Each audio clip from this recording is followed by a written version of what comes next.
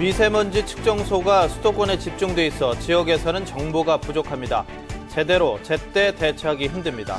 요즘 미세먼지와 황사, 꽃가루 등으로 알레르기 있는 사람들의 고통이 심합니다. 예방법과 대처법 알아봅니다. 고령화에 따라 노인 운전이 잦은데 사고 위험도 그만큼 큽니다. 안전운전에 도움을 주는 검사가 노인들이 있는 곳을 직접 찾아가 진행되고 있습니다. 일제강점기 일본인들의 수집품 특별전이 국립경주박물관에서 개막했습니다. 여러분 안녕하십니까? 4월 27일 수요일 아침 대구 MBC 뉴스투데이입니다. 수요일 아침 흐린 가운데 대부분 지역에서 비가 내리고 있습니다. 비는 내일 오전에 대부분 그치겠고 양도 제법 많겠습니다. 비가 오면서 기온은 어제보다 10도 이상 내려가 종일 서늘하겠습니다. 자세한 날씨 소식 이시정 기상캐스터입니다. 네, 수요일 아침 우리 지역 곳곳에서는 대기의 건조함과 먼지를 씻겨줄 비가 내리고 있습니다. 비는 내일 오전까지 이어지다가 낮에 대부분 그치겠는데요. 그동안 예상되는 강수량은 울릉도와 독도는 5에서 10mm가량, 대구와 경북 지역은 10에서 40mm가량으로 제법 많은 양이 내리겠습니다. 또 비가 오면서 그동안 이어지던 고온 현상도 누그러지겠는데요. 대구와 안동의 낮 기온 13도로 어제보다는 10도 이상 기온이 뚝 떨어지면서 한낮에도 제법 선선하게 느껴지겠습니다. 오늘 출근길에는 우산과 함께 옷도 어제보다는 조금 더 도톰하게 입으시는 게 좋겠습니다. 한편 비가 그치고 금요일과 주말 동안에는 다시 평년 기온을 웃돌면서 맑고 따뜻해질 전망입니다. 날씨였습니다. 지난 주말 대구의 미세먼지 농도가 전국에서 가장 높게 측정되는 등 미세먼지 비상이 걸렸습니다. 하지만 미세먼지 측정소가 수도권에 집중돼 있고 그나마 설치된 곳도 규정을 어긴 곳이 있는 것으로 드러났습니다. 초미세먼지 측정은 상황이 더 심각합니다. 도성진 기자가 취재했습니다. 지난 토요일 대구의 하늘은 뿌연 황사와 미세먼지로 뒤덮였습니다. 미세먼지 농도는 낮 한때 338 마이크로그램으로 평소 10배 수준까지 올라 사상 처음 미세먼지 경보까지 내려졌습니다. 이렇게 미세먼지가 심각하지만 대기오염 측정망이 설치된 곳은 대구가 모두 13곳, 경북은 넓은 면적에 비해 겨우 18곳에 불과합니다. 경북 23개 시군 가운데 측정망이 설치된 곳은 11개에 불과해 성주, 고령, 칠곡 등 12개 지역 주민은 미세먼지 정보를 알 수 없습니다. 서울에만 39곳이 설치되는 등 수도권에 집중되다 보니 지역은 예산 문제 등으로 후순위로 밀리고 있는 겁니다. 원래 10만 이상 되는 데는 일단 기준으로 가지고 설치를 하고 2017년부터 2021년까지 추가로 이제 설치될 계획이 상주, 문경, 칠곡 있지 않습니까? 10만 이상 되는 데하고. 측정소는 가로 세로 2m 이상 되는 규모에 보통 4억 원 이상 들어가는데 그나마 설치된 곳도 규정을 어긴 곳이 있습니다. 대구 성서공단에 있는 이 측정소는 환경부 지침인 최대 10m보다 훨씬 높은 17m 높이의 건물 옥상에 설치되어 있습니다. 이곳은 5층 건물 옥상이다 보니 바람이 더 강하게 느껴집니다. 바람의 방향이나 세기에 따라 오염이 확산되면서 미세먼지 측정치가 지상보다 훨씬 낮게 나올 수 있습니다. 이구림동 같은 경우에는 공업 지역인데 주변에 거의 이제 공장이고 있기 때문에 좀 측정할 수 있는 장소가 마땅치 않아서 아마 그때는 거기에는 그렇게 높은데 할 수밖에 없는 여건이었습니다. 1급 발암물질로 규정된 초미세먼지를 측정할 수 있는 곳도 대구 8곳, 경북은 겨우 3곳에 불과해 상황은 더 심각합니다. MBC 뉴스 도성진입니다. 요즘은 미세먼지뿐만 아니라 황사에 꽃가루까지 겹치다 보니 알러지가 있는 사람은 그렇지 않은 사람보다 몇 배는 더 힘든 시기인데요. 미세먼지와 황사, 꽃가루 피해를 최소화할 수 있는 예방법, 김철우 기자가 소개합니다. 먼 산은커녕 가까운 건물조차 흐리게 보일 정도로 미세먼지와 황사가 심했던 지난 주말, 마스크를 낀 사람들이 많았습니다. 미세먼지 피해를 막을 수 있는 마스크 착용이 필수지만 몇 가지 더 주의해야 할 점이 있습니다. 미세먼지라는 게 눈에 직접적으로 대량으로 들어오는 것을 막아주기 위해서 차단해주기 위해서는 안경이라든지 선글라스, 특히 젊은 사람들이 컨택트 렌즈를 많이 끼게 되는데 컨택트 렌즈는 이게 흡착하는 성질이 있기 때문에 5명 가운데 2명이 겪고 있다는 알레르기. 알레르기가 있는 사람은 곧장 결막염이나 비염, 두드러기 같은 증상이 생기기 때문에 선제적 대응이 가장 중요하다고 합니다. 예를 들면 3월 초에 어느 정도 나타난다 하면 그 스프레이를 갖고 있다가 미리 한 봄철 때쯤 되면 코에다가 뿌리게 되면 알레르기 발생을 현상이 일어나지 않기 때문에 편안하게 지낼 수도 있고 또 약을 먹을 필요도 없죠. 증상이 없으니까. 황사, 꽃가루, 특히 미세먼지가 심할 때는 외출을 자제하는 것이 필요하지만 그렇지 못할 때는 주사기를 이용해서 식염수 등으로 코를 자주 씻어주는 것이 좋습니다. 제가 써보니까 30cm가 제일 적당해요. 압력이라든가 조절할 수 있는 거. 전문가들은 또 알레르기가 있는 사람들은 외출할 때 마스크와 선글라스, 모자, 장갑 등으로 신체 노출을 최소화할 것을 권하고 있습니다. MBC 뉴스 김철우입니다. 고령화에 따라 노인 운전은 노후 생활과 노인들의 삶의 질과도 밀접한 관련이 있는데요. 각종 상황 대처 능력을 파악해서 안전운전에 도움을 주는 검사가 노인들이 있는 곳을 직접 찾아가 진행되고 있습니다. 김건엽 기자입니다. 82살 운전자가 몰던 모범 택시가 호텔 로비로 돌진했습니다. 제동 장치를 밟은 흔적은 없는 것으로 드러났습니다. 최근 노인 운전자 사고는 해마다 2, 3천 건씩 급증하고 있습니다. 감각이 조금 느려지는 그런 기분이지. 눈이 전에 그치 안 맑고 있게. 우리 사회 고령화에 따라 노인 운전자는 크게 늘고 있습니다. 2020년에는 운전자 3명 중 1명이 노인 운전자가 된다는 전망도 있습니다. 도로교통공단과 지자체가 협약을 하고 노인 교통사고 예방에 나섰습니다. 인지기능검사 장비를 갖춘 차량으로 노인들이 있는 곳을 직접 찾아가 상황 대처에 따른 능력을 검사하고 치매 선별 검사도 진행합니다. 이번에 도움이 많이 되겠습니다. 보니까 복잡한 도로보다는 좀 한간도로, 돌더라도 한간도로를 그렇게 운전하겠습니다. 운전면허에 대한 위험도를 본인이 자각하게 하여 본인 자진 반납 제도라든지 이런 걸 활용하여 교통사고 예방을 고령화 시대에 맞춰 도로 안전 시설을 개선하고 고령 운전자에 대한 교육을 제도화하는 등의 대책 마련이 시급합니다. MBC 뉴스 김건엽입니다.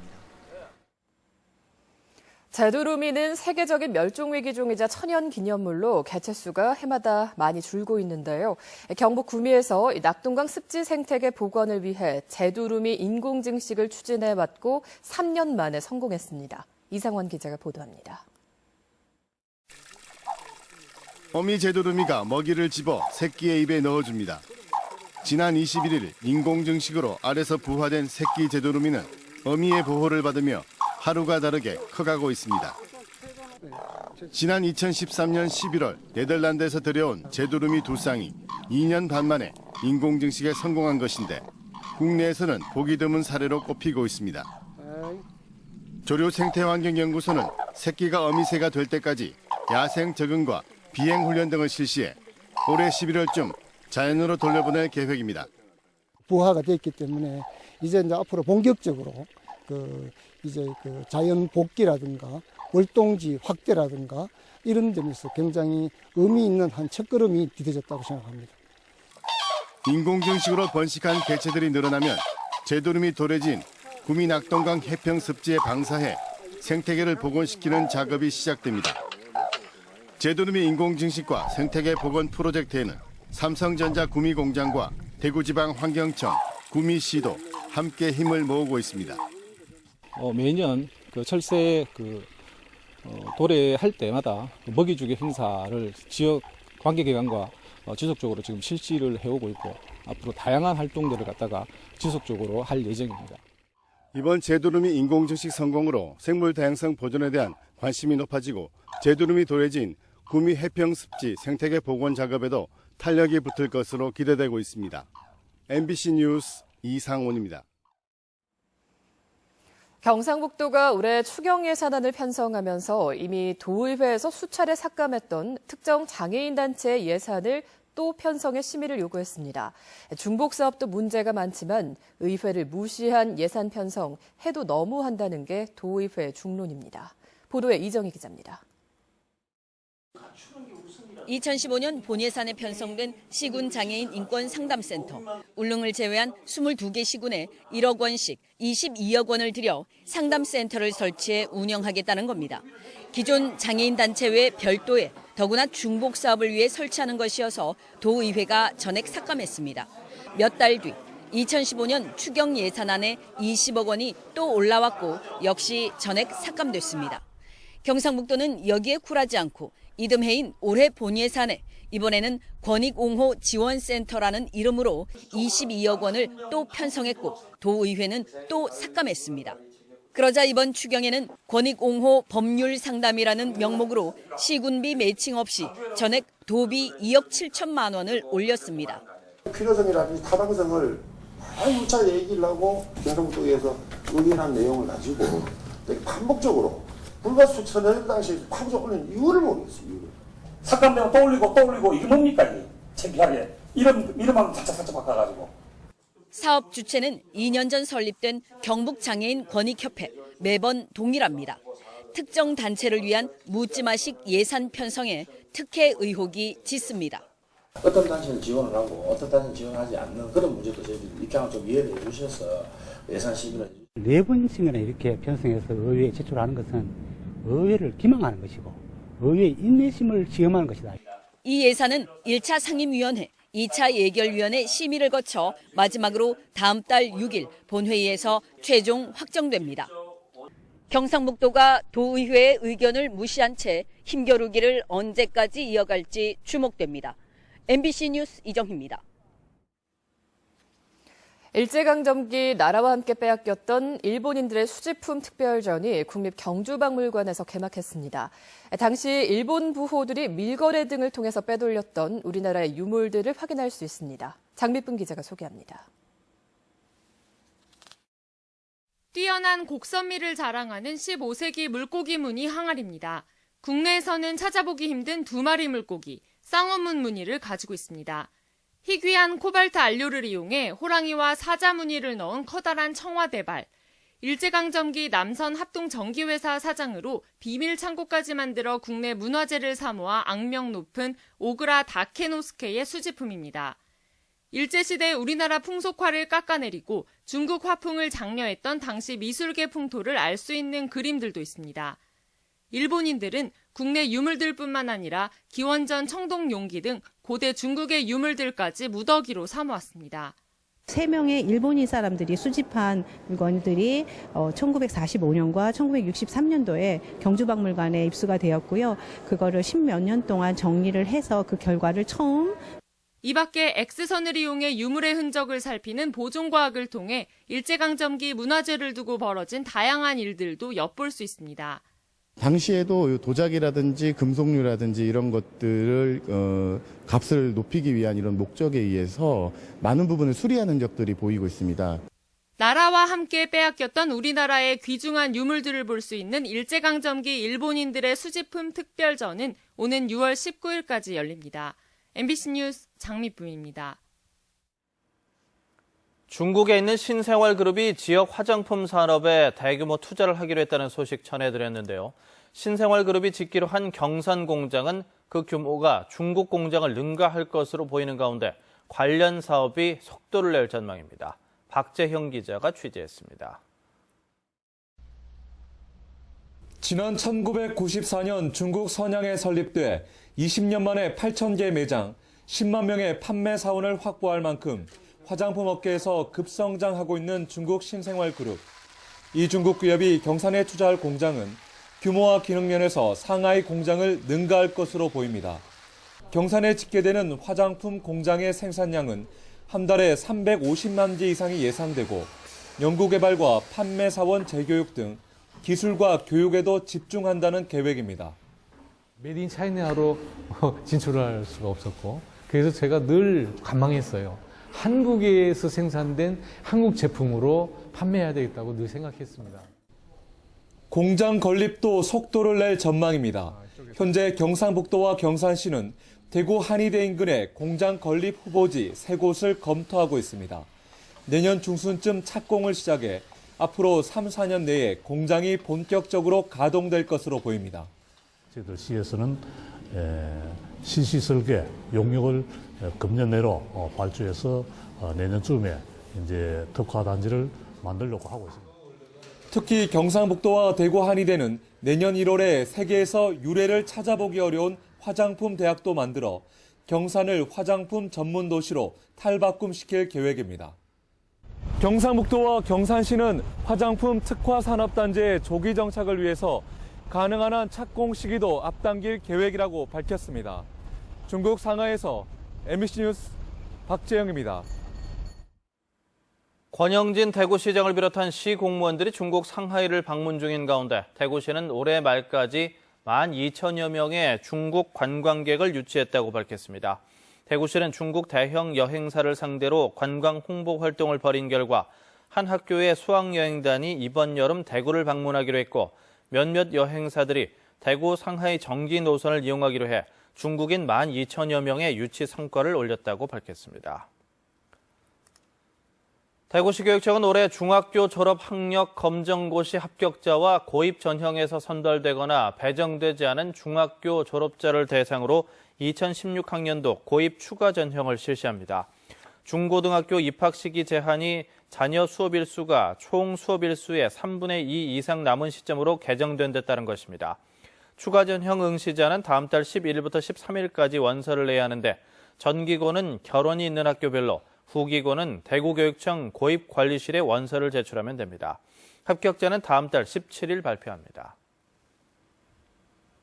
대구시가 작지만 뜻깊은 결혼 문화를 만들기 위해 북구 노곡동에 있는 금호강 하중도 청보리와 유채꽃밭을 결혼 장소로 개방합니다. 하중도 청보리밭에는 예식이 가능하도록 330제곱미터 정도의 잔디밭이 조성됐고 대구시로부터 위탁받은 업체가 웨딩 기획과 장소 선정 등을 돕습니다. 대구시는 예식을 희망하는 예비 부부는 예식 규모와 신청 동기 등을 쓴 서류를 갖고 여성가족 정책관실로 신청하면 된다고 설명했습니다. 프로축구 대구FC가 충주 험멜과 홈에서 2연전을 펼칩니다. 오늘 저녁 2016 FA컵 64강 경기를 치르는 두 팀은 오는 일요일 K리그 챌린지 7라운드 경기에서도 또다시 맞대결을 펼치는데 대구FC는 이 두 번의 충주전을 통해서 올 시즌 홈의 첫 승과 함께 분위기 반전을 이루겠다는 각오입니다. 대구문화방송은 이 두 팀의 두 번째 맞대결인 오는 일요일 경기를 중계방송할 예정입니다. 대구광역시의회 교육위원회는 지역 학생들의 인성교육을 체계적으로 지원하기 위한 대구광역시교육청 인성교육 지원 조례를 제정해 의결했습니다. 조례는 교육감이 매 학년도마다 인성교육을 실천하고 확산시키기 위한 시행계획을 수립해 시행하도록 하고 학생들의 인성 영역을 함양하는 것을 교육과정으로 편성해 운영하는 것을 주 내용으로 하고 있습니다.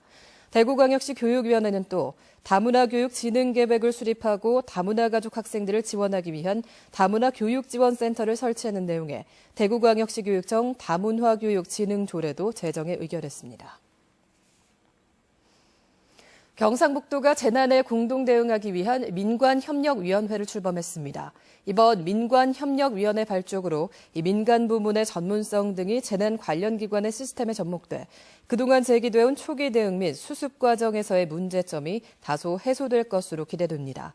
민관이 공동협력 체계를 구축함으로써 재난 관리 과정에서 발생할 수 있는 인적, 물적 자원의 낭비를 상당 부분 줄일 수 있을 것으로 보입니다.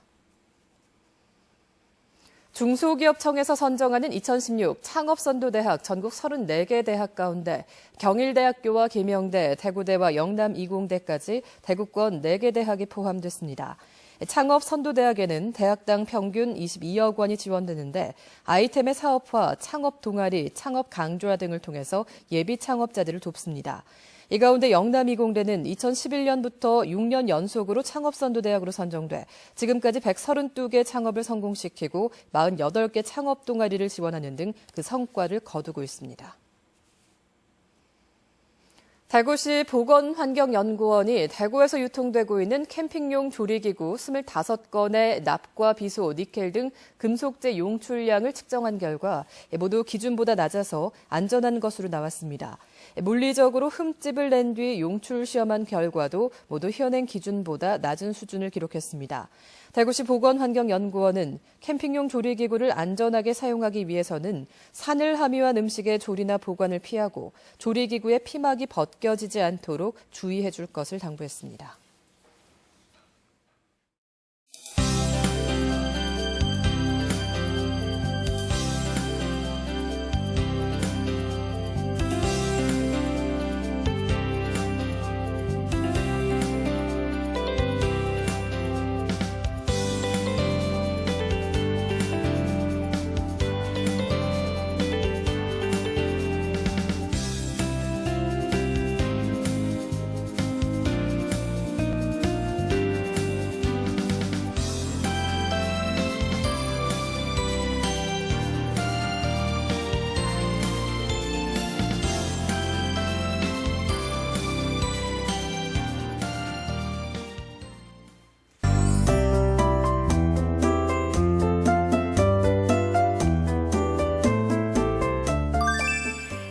아침 우리 지역 곳곳에서 대기의 건조함과 먼지를 씻겨줄 비가 내리고 있습니다. 비는 내일 오전까지 이어지다가 낮에 대부분 그치겠는데요. 그동안 예상되는 강수량은 울릉도와 독도는 5에서 10mm가량, 대구와 경북 지역은 10에서 40mm가량으로 제법 많은 양이 내리겠고요. 비가 내리면서 그동안 이어지던 고온 현상도 누그러지겠습니다. 대구와 안동의 낮 기온 13도로 어제보다는 10도 이상 기온이 뚝 떨어지면서 한낮에도 제법 서늘하게 느껴지겠습니다. 어제보다는 조금 더 얇은 옷으로 챙겨 입고 나오시는 게 좋겠습니다. 오늘은 제주도 남쪽 해상을 지나는 저기압의 영향으로 전국이 대체로 흐리고 비가 오겠습니다. 자세한 지역별 날씨입니다. 대구와 경북 중남부 지역의 아침 기온은 10도 안팎으로 시작합니다. 낮 기온은 13도 선에 머물겠고요. 문경의 현재 기온은 12도로 한낮에는 13도에 머물면서 아침과 낮의 기온차가 크지 않겠습니다. 경북 북부 내륙 지역의 낮 기온은 13도 안팎을 보이겠습니다. 울진의 낮 기온은 12도, 포항 13도 예상되고요. 바다의 물결은 최고 5m까지 높게 일겠습니다. 금요일과 주말 동안에는 다시 평년 기온을 웃돌면서 대체로 맑고 따뜻해질 전망입니다. 날씨였습니다.